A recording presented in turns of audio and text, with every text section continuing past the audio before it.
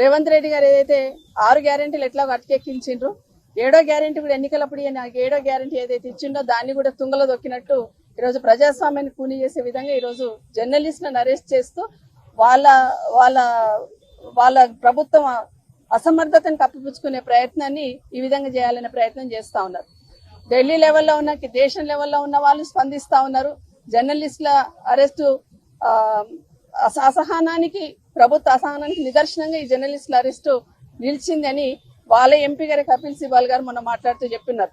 తెలంగాణ రాష్ట్రంలో తెలంగాణ ప్రభుత్వ అసహనానికి నిదర్శనం మహిళా జర్నలిస్టుల అరెస్ట్ అనేది మొన్న వారే మాట్లాడుతున్నారు.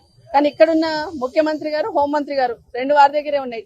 జనరల్ గా ఒక జర్నలిస్ట్ ని ఎవరైనా అరెస్ట్ చేయాలని, ఏదైనా చేయాలని ఫస్ట్ హోంమంత్రికి ఇన్ఫర్మేషన్ ఇస్తారు.